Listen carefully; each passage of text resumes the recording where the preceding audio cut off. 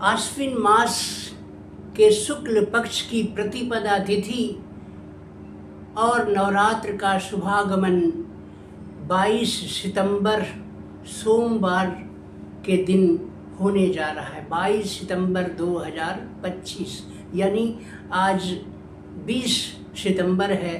परसों 22 सितंबर से नवरात्र प्रारंभ होने जा रहे हैं। साधना की शक्ति अर्जन करने का ये बहुत बड़ा त्यौहार है नवरात्र आश्विन मास का। इसमें आप साधना करके अपने भीतर आध्यात्मिक शक्ति, आध्यात्मिक बल हासिल कर सकते हैं, जिससे आपके आने वाले एक वर्ष सुरक्षा की दृष्टि से अच्छे गुजरेंगे, मनोकामनाएं भी पूरी होंगी। आज का ये वीडियो आपके लिए बहुत खास होने जा रहा है। आज के इस वीडियो में हम जानेंगे कि हमें कलश की स्थापना कितने बजे से करनी है, कितने बजे के अंदर कर लेनी है कलश की स्थापना, पूजा विधि, कलश की स्थापना, दुर्गा भवानी जगदम्बा माता का आवाहन कैसे करें। आइए इस वीडियो में हम आपको बताते हैं। और सबसे पहले ये ध्यान रखिएगा कि अनुष्ठान करने जा रहे हैं, आपके माता पिता का स्मरण करके या वो हैं तो उन्हें चरण स्पर्श करके आज्ञा लें। कुल देवी और कुल देवता इन्हें जरूर स्मरण करके आज्ञा लें। अपने गुरुजन, अगर दीक्षा नहीं ली तो माता पिता को ही गुरु मानकर या भगवान शिव जी को ही गुरु मानकर आज्ञा लें कि आज से हम नवरात्र प्रारंभ करने जा रहे हैं। प्रभु हमें ये साधना हमें सफल कराइए और इससे हमें हमारा उद्धार हो।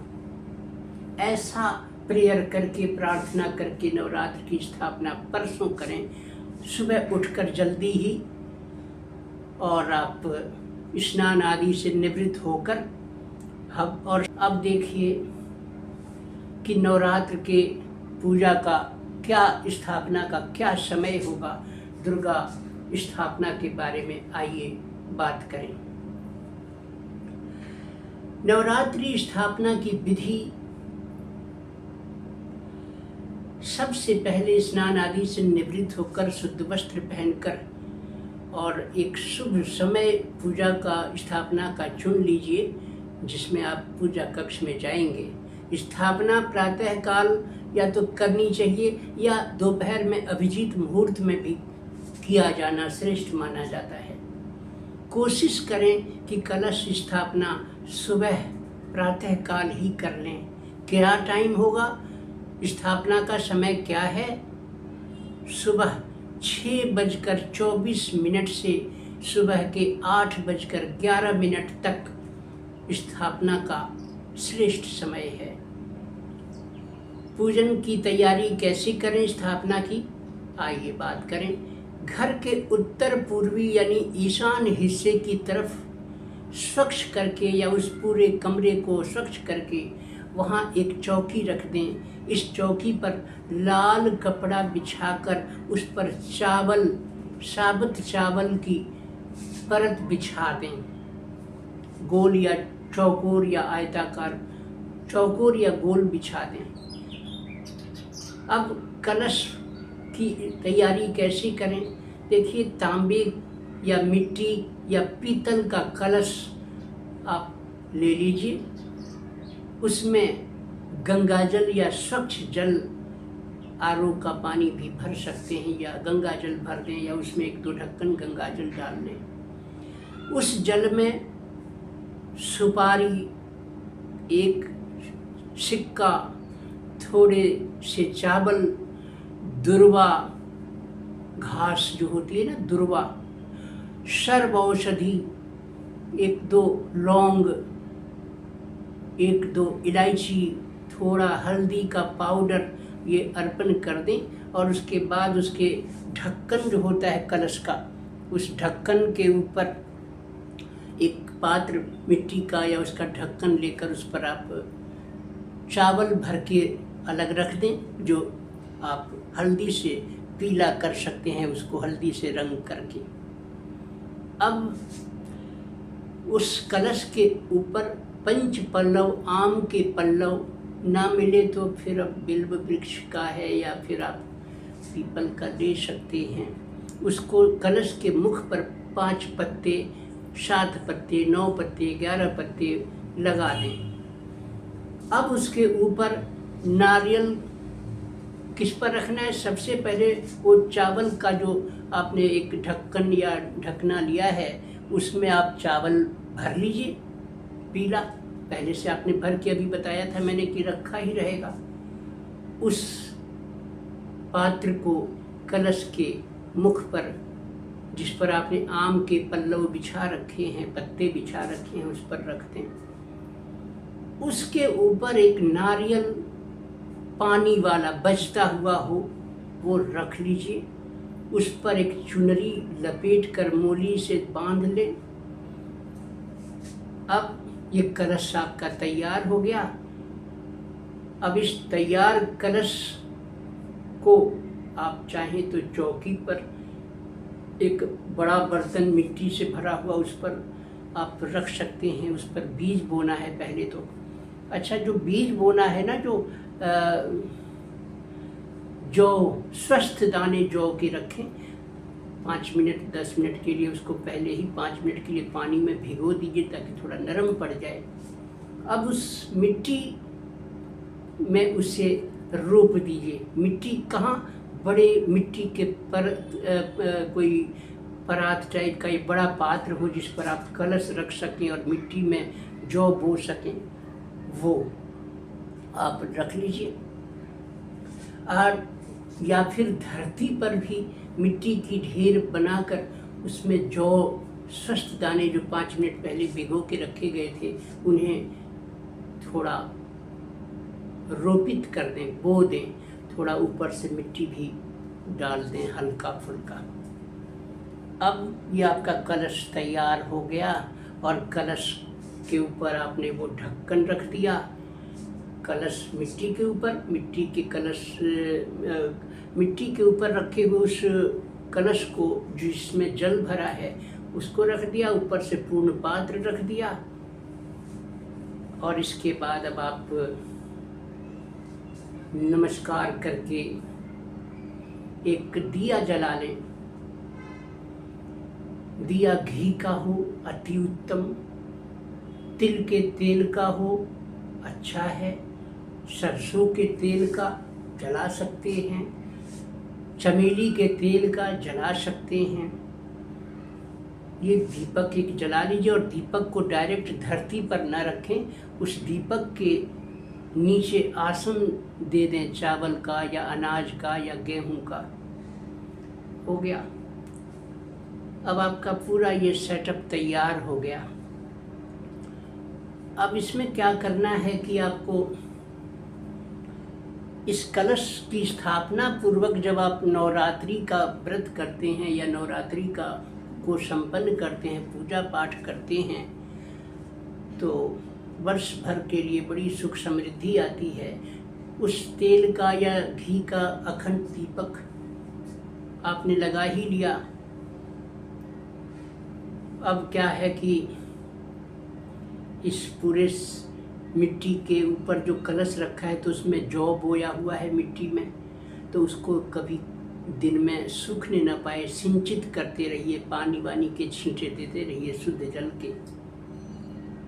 इससे क्या होगा, जौ चौथे दिन अंकुरित होगी। हरा रंग, हरे हरे रंग का पौधा, ग्रीन ग्रीन, बहुत सुंदर रूप उसका होगा। जितना हरा स्वस्थ अच्छा कलर आएगा उतनी सुख समृद्धि आपके उस वर्ष में आपके परिवार में आएगी। अब ये सब हो गया। ये तो बाद की बात है कि 4 दिन बाद अंकुरित होगा। अभी तो पूजा की विधि की बात की जा रही है। अब दुर्गा माता का आवाहन करना है। कैसे करें? जूते चप्पल हटा दीजिए दरवाजे के आसपास से और उनका आवाहन का एक संक्षिप्त सरल विधि बताता हूँ। उसमें आप ओम ऐं ह्रीं क्लीं चामुंडायै विच्चे, हे दुर्गा भवानी जगदम्बा माई, आज से मैं नवरात्र की पूजा प्रारंभ कर रहा हूँ, हमारे घर पधारो माई, शिव जी के साथ आओ, गणेश जी के साथ आओ, परिवार सहित आओ माँ। ऐसा कहीं जो नवार्ण मंत्र अभी मैंने बोला, ओम ऐं ह्रीं क्लीं चामुंडायै विच्चे, ये ऐसे बोलकर धूप दीप पुष्प अक्षत नैवेद्य प्रसाद फल प्रसाद पेड़े बर्फी जो भी आपके पास उपलब्ध हैं वो माँ को अर्पण करें। अगरबत्ती धूपबत्ती पुष्प इत्यादि उन पर अर्पण करें। शैलपुत्री उनका नाम कहें, उस दिन प्रथम दिवस शैलपुत्री रूप में वो होती हैं। आप ऐसा भी कर सकते हैं कि इस मंत्र के बजाय ये बोलें, ओम ऐं ह्रीं क्लीं चामुंडायै विच्चे, ओम दुम दुर्गायै नमः, आगच्छ आगच्छ वरदे जगन्मात्रे नमः, या ओम श्रीं दुर्गायै नमः, ओम श्री दुर्गायै नमः, स्वागतम सुस्वागतम, आगच्छ भवती आसने स्थिरं कुरु, ऐसा कहकर आवाहन कर दीजिए। उन्हें धूप दीप पुष्प अक्षत नैवेद्य प्रसाद उन्हें अर्पण कर दीजिए। हो गया, माँ आ गई। माँ को बुलाना है कब? 6:24 से 8:11 के बीच। अब आपकी स्थापना उस मुहूर्त में हो गई। घंटी शंख आदि से उनका अभिवादन कर दें या जयकारा लगा दें। जगदम्बा माई की जय, दुर्गा माई की जय, जय जगदम्बा माई, जय दुर्गा भवानी, जय महाकाली माई, जय महालक्ष्मी माई, जय महासरस्वती माई, जय भोले शिव शंकर भगवान, जय गणेश जी महाराज। ऐसे जयकारे लगा लीजिए। कुछ जो आए हुए पधारे हुए देवी माता या देवता हैं, शिव जी हैं, परिवार है उनका, वो सब आपके जयकारे से प्रसन्न हो जाएंगे और आवाहन कंप्लीट हो जाएगा, पूर्ण हो जाएगा। अब क्या करना है? कुल देवी माता एक चौकी अलग से बिछा सकते हैं, जिस पर एक जगह चावल लाल करके या फिर रोली से लाल कर लीजिए, सिंदूर से कर लीजिए या पीली हल्दी से ही कर लीजिए। उनका स्थान चुन दीजिए उस चौकी पर लाल कपड़ा बिछाने के बाद कि कहाँ आप कुल देवी के लिए पिंडी रख रहे हैं, चावल की ढेर रख रहे हैं, 1-2 चम्मच चावलों को। अब वहाँ आप क्या करें कि कुल देवी माता का स्थान दे सकते हैं। आओ माँ कुल देवी माता, मेरे कुटुंब परिवार की कुल देवी माता, आओ माँ हमारे घर विराजो माँ। नवरात्र का पूजन आज से हम प्रारंभ कर रहे हैं, आप भी यहाँ पधार कर हमारे इस यज्ञ को, इस अनुष्ठान को सफल करें। अब बटुक भैरव भगवान, गणेश जी महाराज, इन सबके नाम पर थोड़ा स्थान बना दीजिए, 1-1 चम्मच चावलों की ढेर रखकर, और इन सब का पूजन कर दीजिए। कुल देवी माता को पुष्प प्रसाद धूप दीप से पूजन कर दीजिए। उन पर ये सब सामग्री छोड़ दीजिए। गणेश जी महाराज, बटुक भैरव भगवान, ये सबको ऐसे पूजन कर दीजिए। गुरु महाराज, माँ पिता भी गुरु हो सकते हैं, शिव जी भी गुरु हो सकते हैं। आपके ऊपर है कि आपने दीक्षा ली है तो वो आपके गुरु हैं। अब क्या करना है कि इन सबका स्थान बनाकर एक जगह थोड़ा एक चावल का और ढेर बना लीजिए, जिसमें 9 ग्रहों की एक ही जगह, चाहे आप कल्पना करके उन्हें मान लीजिए कि ये स्थान 9 ग्रह देवताओं के लिए है। और उसमें सूर्य भगवान, चंद्रमा देवता, मंगल देवता, बुध, बृहस्पति और शुक्र देवता, शनि देव, राहु और केतु को नाम पुकार कर प्रणाम कर दें। उनको धूप दीप प्रसाद इत्यादि जल आदि अर्पण कर लें, नमस्कार बोल दें। हो गया। 9 ग्रह देवता भी आ गए, कुल देवी माता भी आ गई, या कुल देवता हैं उन्हें भी बुला लें आवाहन करके आदर पूर्वक। गणेश जी, भैरव भगवान, 9 ग्रह देवता भी हो गए। अब उसके बाद अब आपको फल प्रसाद सबको दे दिया गया। अब आप थोड़ा सा वो कलश के ऊपर थोड़ा कोई चंदन टीका लगा दीजिए। नारियल जो रखा है कलश के ऊपर का पात्र, उस पर नारियल रखा है, लाल चुनरी से लपेटा हुआ नारियल भी। कलश पर भी थोड़ा लाल कपड़े का उनको उड़ा करके कलश को सुसज्जित कर दें। माला भी कलश पर आप डाल सकते हैं, एक दो लड़ उसकी बनाकर। अब उसके बाद अब आप पूजा करने के लिए बैठें। जो लोग दुर्गा सप्तशती का पाठ संस्कृत में कर सकते हैं वो पाठ कर लें। सिद्धि कुंजिका स्तोत्र का पाठ पहले करके तब पाठ प्रारंभ करें। शापोद्धार, उत्कीलन ये सब हो जाता है। सिद्धि कुंजिका स्तोत्र खोल देती है दुर्गा सप्तशती को, द्वार खुल जाता है कुंजिका चाबी से। इसके बाद में अब आप अगर पूरी संपूर्ण दुर्गा सप्तशती को नहीं पढ़ सकते संस्कृत में या हिंदी में, दिन भर में उसको आप 2-3 पार्ट में भी प्रथम चरित्र, मध्यम चरित्र, उत्तर चरित्र ऐसे भी कर सकते हैं। फिर भी नहीं कर सकते तो कोई बात नहीं, चालीसा, दुर्गा चालीसा का पाठ कर लें। और ज़्यादा कुछ कर सकते हो तो आप कर लें ये कवच, अर्गला, कीलक, इनका पाठ कर लें। और उसके बाद बस उठ जाएं। सर्वा बाधा विनिर्मुक्तो धन धान्य विवर्जितः नश्यन्ति देवता, सर्वा बाधा विनिर्मुक्तो धन धान्य सुतान्वितः मनुष्यो मत प्रसादेन भविष्यति न संशयः। इस मंत्र का उच्चारण कर लेंगे 11 बार, 5 बार, 21 बार तो बहुत अच्छा, बहुत अच्छा। सर्वा बाधा यानी सभी बाधाओं से, सर्वा बाधा विनिर्मुक्तो, मुक्त कर देती है। धन धान्य सुतान्वित, धन धान्य और पुत्र संतान देती है या संतान देती है। सर्वा बाधा विनिर्मुक्तो धन धान्य सुतान्वित मनुष्यो मत प्रसादेन, मेरी कृपा से मनुष्य मत प्रसादेन भविष्यति न संशय, भविष्य में भी कभी उन्हें आर्थिक अभाव नहीं होता, मनोकामनाएं पूरी होती हैं। इस मंत्र का ये अर्थ है। सर्वा बाधा विनिर्मुक्तो धन धान्य सुतान्वितः मनुष्यो मत प्रसादेन भविष्यति न संशय। इसका उच्चारण आप कर सकते हैं, सुबह दोपहर शाम करते रहें। दिन भर फिर पाठ पूजा हो गई। अब आरती कर लीजिए दुर्गा माता का। दुर्गा सप्तशती के पीछे के पन्नों में आरती दी हुई है, और कहीं भी मिल जाए तो आप आरती कर लीजिए। और उसके बाद माँ को नमस्कार करें। गलती के लिए कोई त्रुटि रह गई हो उसके लिए क्षमा याचना कर लें, और बस हो गया। फलाहार रखना हो, व्रत रखना हो, जो आपकी श्रद्धा भाव और शारीरिक सक्षमता के अनुसार हो पड़े वो कर लें। इसके बाद आपको क्या करना है कि दिन भर भी माता का नाम लेते रहिए।